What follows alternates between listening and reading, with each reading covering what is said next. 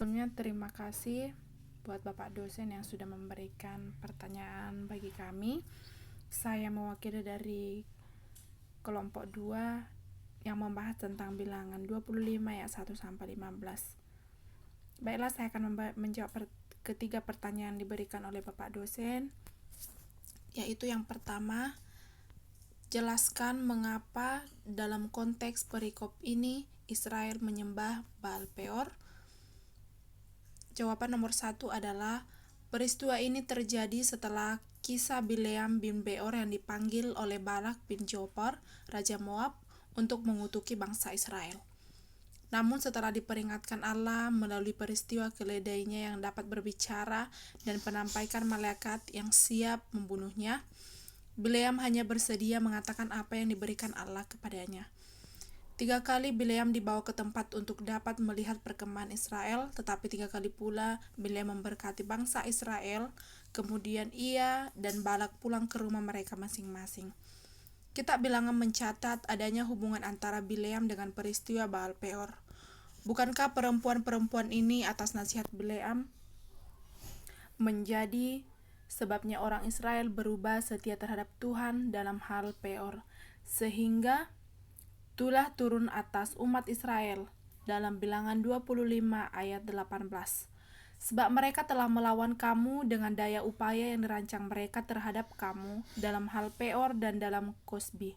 Saudara mereka, yakni anak perempuan seorang pemimpin Midian, Kosbi itu mati terbunuh pada waktu turunnya tulah karena Peor itu. Sejarawan Flavius Josephus yang menulis pada abad pertama Masehi memberikan keterangan lebih panjang mengenai peristiwa ini. Menurutnya, Bileam meskipun tidak menyampaikan kutukan kepada bangsa Israel, menasihati Balak dan para pemimpin Midian cara untuk membuat Israel terkutuk, yaitu dengan membuat mereka berdosa kepada Allah. Bileam menyuruh mereka mengirim wanita-wanita paling cantik untuk membujuk orang-orang Israel untuk menyembah berhala. Siasat ini berhasil dan dalam waktu singkat banyak orang Israel tergoda dan disesatkan. Pertanyaan yang kedua, jelaskan kata berzina dalam konteks ayat 1. Berzina artinya di dalam Perjanjian Lama adalah setiap jenis perbuatan yang melanggar bidang seksual atau berlawanan dengan kesusilaan perkawinan dihukum dengan keras. Undang-Undang Hukum Kekudusan Imamat 18 ayat 20 paling mementingkan tujuan mengatur hidup bersama di dalam keluarga yang besar. Undang-undang itu mengutuk perceraian, perkosaan, pencemaran darah, pederasti, sodomi, dosa onan, prostitusi, dan praktek-praktek perzindahan tertentu di dalam agama-agama lain. Ada 2 ungkapan penting di dalam Perjanjian Baru mengenai zina, yaitu akatarsia dan pomeia. Ungkapan yang pertama jarang ditangkap menurut artian asalnya sebagai kenajisan ibadat. Berzina adalah perbuatan pertubuhan antara laki-laki dan perempuan yang tidak terikat pernikahan atau perkawinan. Setelah tidak berhasil mengutuk, Bileam memakai strategi lain untuk menghancurkan Israel, yaitu perzinahan dengan gadis-gadis Moab. Pertanyaan yang ketiga, jelaskan pesan Tuhan bagi kita dari konteks Bilangan 25 ayat 1 sampai 15. Jawabannya adalah Balak, raja orang Edom, tidaklah mudah menyerah pada bangsa Israel. Setelah gagal memaksa Bileam mengutuki bangsa Israel, raja ini mempunyai strategi baru yang amat jitu. Apa strateginya? Memberikan umpan wanita-wanita cantik kepada orang Israel. Dan berhasil. Alkitab berkata, sebagian orang Israel berzina dengan wanita-wanita cantik itu. Kalau seorang pria sudah bertekuk lutut di hadapan seorang wanita, apa saja akan dilakukannya? Anda setuju bukan? Karena itulah mereka mengikut saja wanita-wanita itu mengajak mereka menyembah berhala. Betapa hebatnya strategi Raja Edom ini. Rupanya raja ini tahu kelemahan bangsa Israel atau kelemahan semua pria. Strategi ini berhasil sebab Alkitab berkata ada 24.000 orang kena tulah akibat penyelewengan tersebut. Saudara, kita harus mengakui bahwa strategi semacam ini masih jitu hingga kini. Banyak orang Kristen yang tangguh menghadapi masalah atau menghadapi badai kehidupan.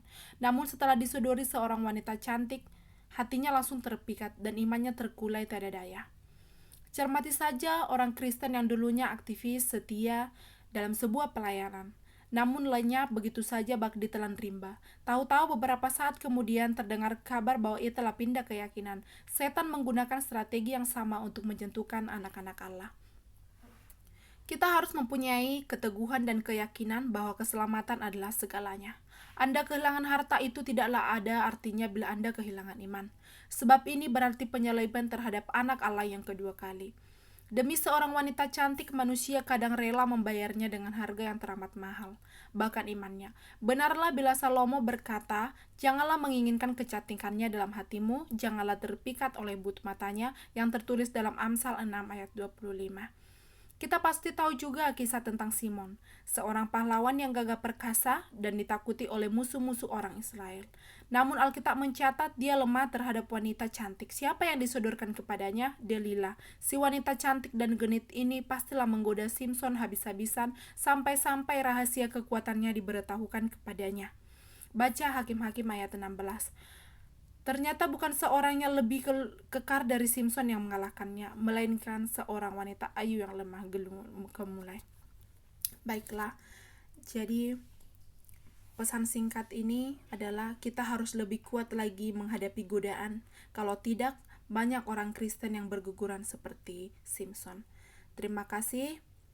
Inilah jawaban dari kami yang membahas kitab Bilangan 25 ayat 1-15. Terima kasih untuk pertanyaannya. Tuhan Yesus memberkati. Salam.